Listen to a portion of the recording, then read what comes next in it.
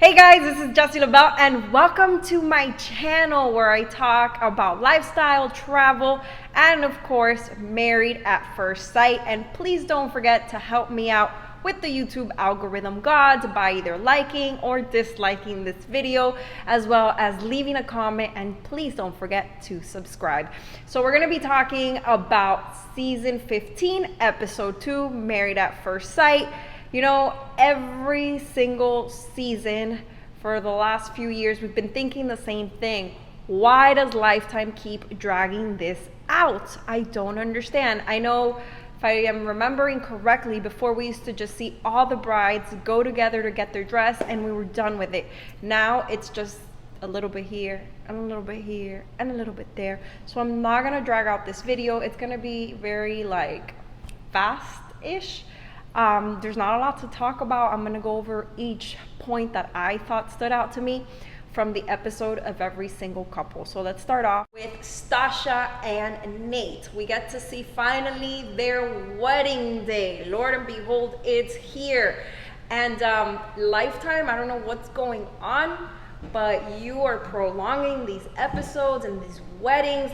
We could have just seen Nate and Sasha's weddings, the best parts, the highlights, and moved on. There was a lot of fat you could have trimmed, but again, they're putting us through this. I don't know why. So it's finally their wedding day. We get to see Sasha getting ready and dolled up with her bridesmaids and her mom in the room, and she finally gets a gift from her groom. Now I think James Allen, that's the name of the ring person, James Allen must have renewed their contract with Lifetime because they're really going above and beyond to push James Allen on us. Started off with just Steve last season. I must have gone very well for them because now James Allen is all over Married at First Sight. So her ring is really nice. Then Nate sent her a camera and she actually sent him one too. And the gift kind of symbolizes how they're going to be documenting all of their adventures as a married couple. And I thought that was really sweet. It shows that they both kind of have a similar thought process. So that might show that they have some common ground, but it's going to take a lot more than a camera and some pictures to get these two, I think, together. I really think they both have their own personalities. I think Sasha is very, she seems like a great person. I really do like her, but from the little things we've seen and one of the comments or a piece of advice that her mom gave her was that she has to be more open-minded, that she can't just make a decision on the fly. So it seems like she's very headstrong. And again, this is a show where it takes a lot of compromising to make it to the end and to have a successful marriage. So that might be one little thing she has to work on. Maybe she's not used to it because she's always been so independent. She's always been on her own. She's a boss bitch. She gets shit done. She knows what she wants. She knows how to do it. So maybe that's where that comes from, but she's gonna have to compromise. But she is beautiful. I really, really like her. Nate, on the other hand, not so much. There's actually, I don't know, there's something about him. I can't pinpoint what it is. There's something about him that I just don't trust. There's just been little things here and there that kind of wave a little red flag to me. For example, the stripper thing, which I thought was super gross and degrading. He keeps mentioning how he has a really bad track record, but he won't tell us what it is. Very secretive. Then he did make a couple of comments throughout this episode that kind of were a little off-putting. So I don't know, Nate. I don't trust you, but I might change my mind once I get to know you better. I know that happens to all of us as we continue to watch the season. We kind of start uncovering things. So maybe I change my mind. Hopefully you guys work out, but I really don't think this couple is going to work out. Now, once Sasha makes it down the aisle, and she finally makes it to the altar, they both tell each other that they both look good. They apparently find each other physically attractive. She tells him he's handsome. He tells her that she's beautiful. And finally, the officiant says, "Mwah, you can kiss your bride." And Nate, He's not like the other grooms that asked for permission. No, Nate just went right in for the kiss, and they just walked out. I think that they seem like a very sweet couple. They seem to really hit it off when they were having their conversation, so that's a positive sign. They seem to be vibing. However, back to those comments about why I don't trust him. I know he just really focused like on her physical, which I get it. He doesn't know anything about her. He can only go off her physical. But the comments about her little waist and how little and tiny she is, I don't know. That doesn't sit there right with me. Like, what's gonna happen if she gains a little weight? Like, what if they wouldn't have put a woman with a tiny waist? It's giving a little bit of Elijah Wan and a little bit of Chris from the season with Paige. So we're just gonna have to wait and see how this turns out. But again, this is one couple that I do not think is gonna make it on decision day. Let's jump into Alexis and Justin. I think that Married at First Sight has significantly increased their wedding budget this season because the photographers are doing an amazing job. The photos are looking really good, and the weddings also look amazing. Well, they look a lot better than previous weddings from other seasons. So Alexis and Justin looked really good when they were taking their pictures. The pictures are very like delicate and sweet, with the exception of the one where she's chest bumping Justin. You know, it was a really awkward photo. They both looked kind of weird, but hey, that's her thing. If she's into sports and into football, then why not? You know, I always say that when it comes to like weddings and baby showers and pictures and all that stuff, you kind of have to make it your own, and that's exactly what she did. Then something that stood out to me, not much stood out to me, by the way. I think that this episode has been dragged out. It was really hard for me to really stay focused, but I did manage to write down a couple of things for them.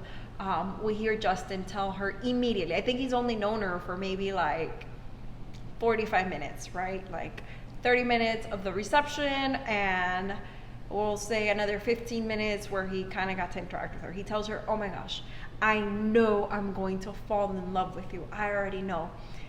That might not be a good idea.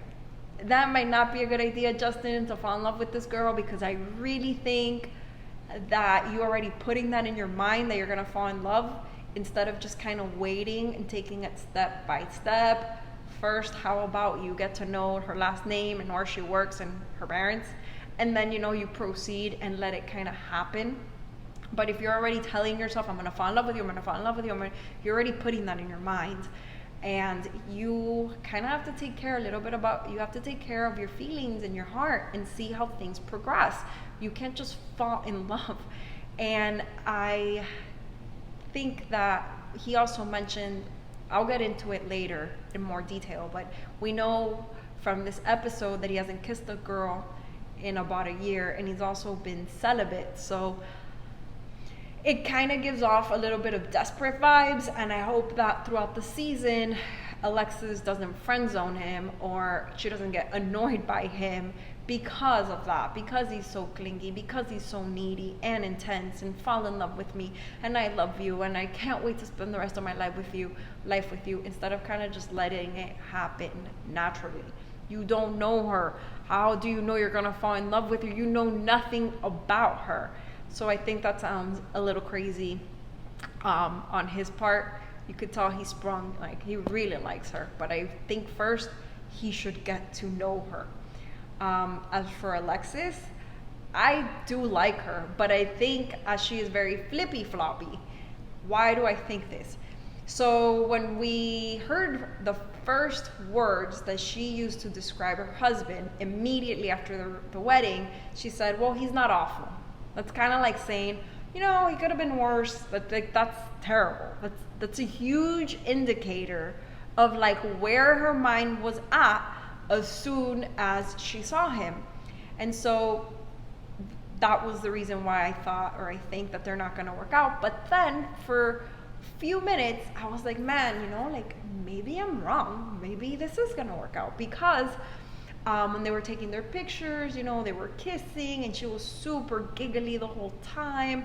and she was hugging him. Then while they were doing their first dance, she had her head pressed against his chest. So it was kind of like, whoa, like her whole personality or her whole demeanor toward him shifted within like minutes. But then it shifted again, because as they're dancing, Justin, he confides in her that he hasn't kissed a girl in a year and that he's been celibate. Well, this girl, she just put the brakes, she pumped those brakes. She did a whole switch, 180. All of a sudden, she was like, wait a second. What? Why haven't you kissed anybody? Why are you celibate? Does that mean you're going to be celibate with me? And like that really turned her off. And not only that, she yelled it to the whole reception, which I think was extremely immature and extremely rude. Like that's something that he told you in private. You should just keep that to yourself. And if you really have a big problem with that, you can always address it later. Like, don't ruin the moment. I'm a very big believer. I've always thought, like, I'm married, but if I were gonna go on this show, I think I would do everything because, like, do the nice pictures and the kissing pictures and just kind of really enjoy that day. Because if it ends up working out, you're gonna have a terrible memory of that night. So, I mean, that's what I think. So I think she should have waited to have that conversation, and I don't think she should have said that. Like, I hope she's not one of those girls, or guys do it too, where they tell their whole business and everything that's going on in their relationship to everybody they know. So I really hope she doesn't end up doing that. I do think she's gonna friend zone him. I do think that she might like him at first, and the moment that he's either too intense or too clingy, or at the first sign of trouble, she's gonna again flip back and she's gonna say, I don't like him, I don't want to be with him. I don't think she was instantly attracted to him. I think she might give him a chance, but this whole celibacy thing is already like a red flag to her, and she's gonna start checking out and checking out and checking out. She has a strong personality, and I hope she doesn't walk all over him. I think that she wants a man's man, and I'm not sure that Justin's that kind of guy. Like, he just seems very soft-spoken and very sensitive and just like a big teddy bear, a big softie. And I don't think Alexis is gonna like that. I think she is going to friend zone him immediately, but I guess we're gonna have to wait and find out. But my prediction up until now is that they're not gonna work out.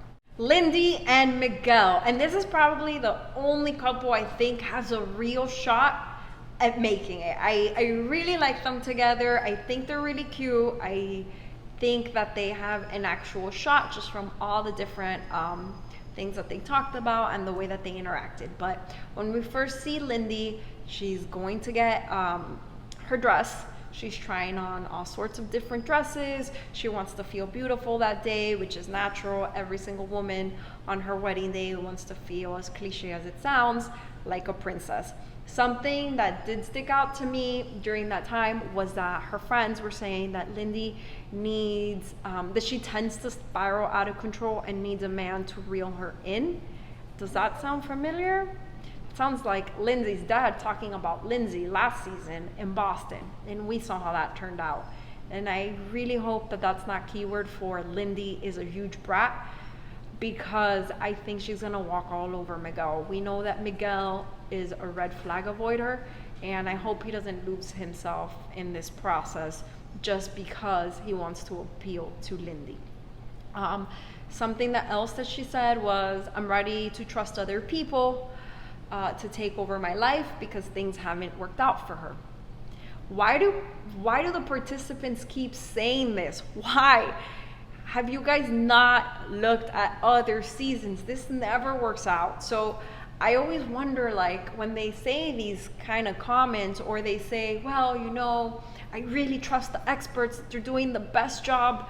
Don't trust the experts. I really don't even think the experts have much of a say. I think production chooses the cast members, and the experts have somewhat of a say within the process. But ultimately, it's a TV show, and it's entertainment, and it is a business. So what they want is ratings. So I still don't understand why the cast members say this. Then we go check in with Miguel, who's getting his suit.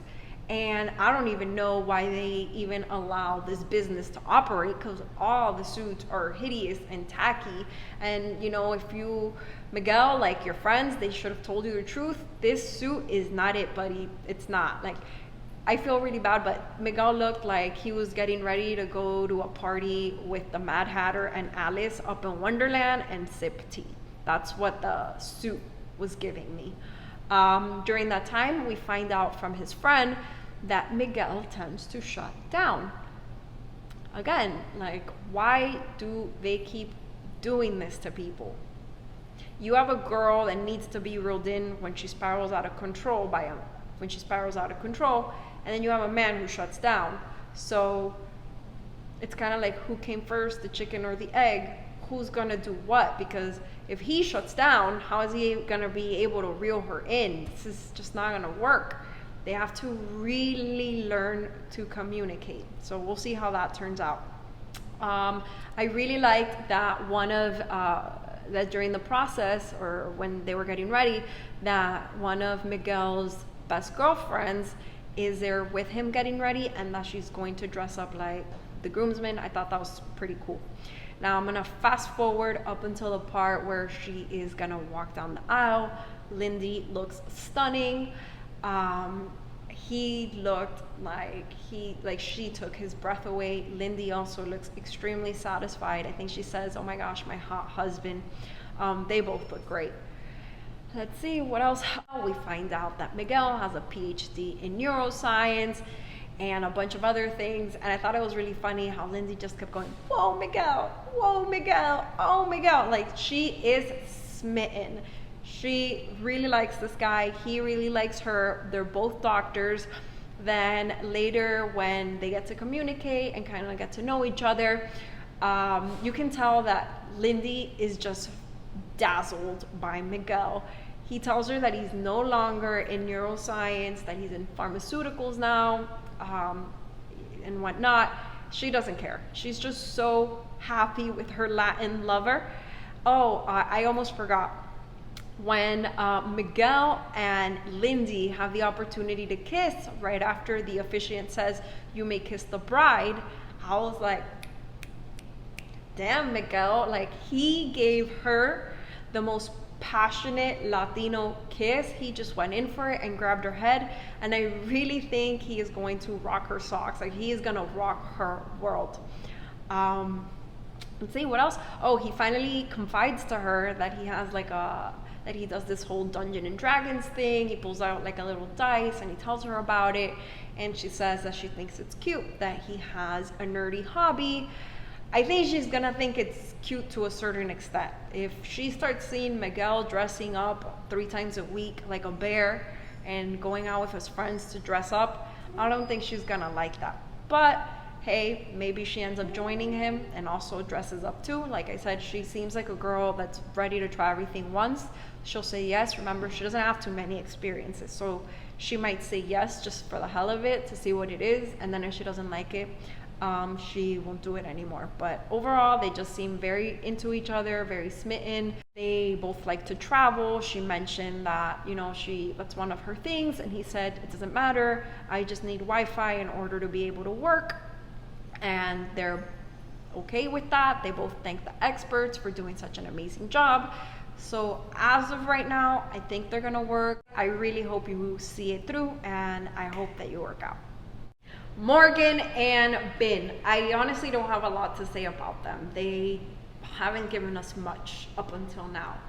Very few things. We see Ben going to go get his suit. He tries on a white suit. I would personally shave his hair or give him another hairstyle. It kind of looks like he has a shark fin at the top of his head, and I don't know why. I don't know if it's just me, but it kind of looks like it's lopsided.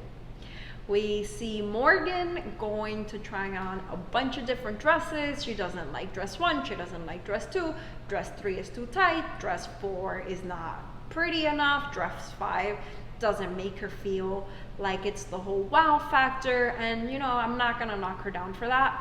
A lot of women try on a bunch of different dresses before their wedding, and some are lucky, some only try on 1. I only tried on 2, But you know, I'm sure that the pressure is on. Like, let's remember, this is on national television and they're marrying a stranger, so the wedding nerves are even more heightened. We find out from Morgan that she is worried about having to rearrange her life and how she's going to be able to include someone else in her world. That doesn't really concern me. I think that's a natural concern when you're marrying a stranger, because you don't know what their likes are, you don't know what their lifestyle is like. She's been living alone for so long, and she's such like a strong, independent girl. So I think that that's not something that I'd be too worried about. While they're dress shopping, her mom and her friend, it was her friend, her mom and her friend are talking about how they're worried that her future husband, that being Ben, might not like that she's a gamer or that she practices Muay Thai. I think that was the dumbest comment ever. Like, why? That's not a big deal, you know, unless she's like playing video games all the time. Sure, some guys might not think that it's like the girly, dainty, delicate thing to do, but that's just who Morgan is. And so far, from what Ben has been saying, I don't think that's gonna bother him. I don't think that's gonna be one of his deal breakers. However, talking about Ben, we learned that he doesn't like laziness.